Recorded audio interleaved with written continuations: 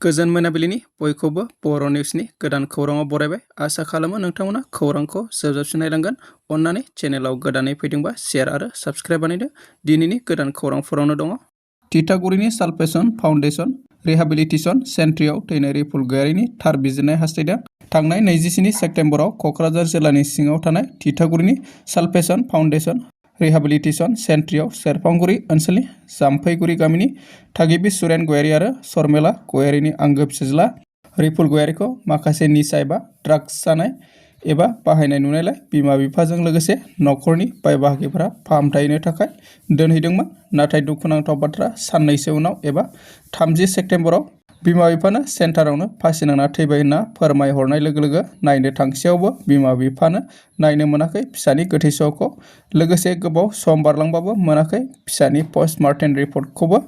बिनि थाखायनो बिमा बिफाया फिसा थैनायनि थार बिजिरनायखौ हास्थायदों। खौरां बिजोंनि गेजेरजों बिथांमोना समाजारि बिजोङाव भाइरेल जानायनि सायाव गोख्रों फिनजाथाय होफिनदों। दीपान्जलि राभाया बिहाव बिखुनजोआबो सिया खालामो, गोबाय न'आव गावनि गथ'जोंनो थायो, जेबो फोरमान गैयालासिनो नंखाय बानसावनाया गनायथाव नङा होननानै बुंथियो बिथाङा।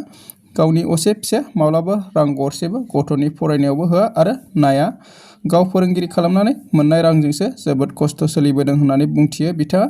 समाजारि बिजोङाव गोसारनाय बायदि गुबुन हौवा राजिब देखाजों गुबुंले जादों होननाया नंखाय।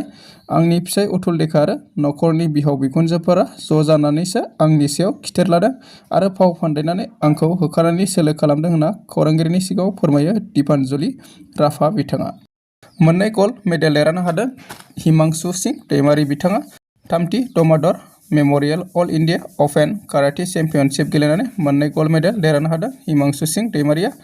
उदालगुरि जिल्ला पकतपारा सेन' माजगाव गामिनि बिफा सन्जय सिंह दैमारि, बिमा बैजयन्ती दैमारिनि फिसाज्ला 12 बोसोर बैसोनि हिमांशु सिंह दैमारिया थांनाय 18 आरो 19 अक्ट'बराव उरिष्यानि भुबनेश्वराव खुंजानाय थामथि दमादर मेम'रियेल अल इन्डिया अपेन काराटे चेम्पियनशिप 2025 आव बाहागो लानानै 12-13 बैसोआव सेथि मासि आवग्रिनानै मोननै गल्ड मेडेल देरहानो हादों हिमांशु सिंह दैमारि बिथाङा।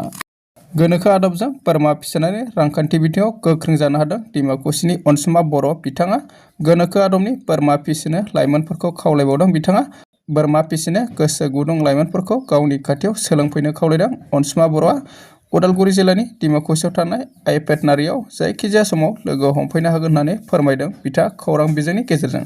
हाग्रा बिफान NGO फोरनि गुलिजों बावैसो सान सिगाङाव जिउ गोमानाय क'क्राझार जिल्लानि गियानपुर गामिनि थागिबि रुंसारि हेमन्त नार्जारिनि न'आव दावराव देरखाब नार्जारिया थांनानै अनसुंथाइ हैदों होननानै खौरां मोननाय जादों। गोदानै BTC बायजोआव BPP राजखान्थि हान्जा जोनोम जानाया BKWSC खौ दखल खालामनो थाखायसो आरो गोबां आफादफोराबो बे राजखान्थि हान्जाखौ दाजानो बादों। UBPनि आफादगिरि मनरन्जन बसुमतारी बिथाङा बुंथिदों। सानजारि नोगोराव थानाय धेमाजि जिल्ला खौसेथि बर' सुबुं आफादनि गाहाय मावखुलियाव धेमाजि जिल्लानि गुबुन गुबुन बर' माहारियारि आफादनि दैदेनगिरि मेलेमजिबि आरो रायजो राजाफोरखौ लानानै धेमाजि जिल्ला खौसेथि बर' सुबुं आफादनि बानजायनायाव सोलोंथाइ, रांखान्थि, राजखान्थि आरो BKWSCनि सुस्रांनाय जेंनाफोरखौ थाबैनो सुस्रांनाय राहा लामा नागिरनानै मोनसे गोनांथार रोंग'सा मेल खुंफुंनाय जायो।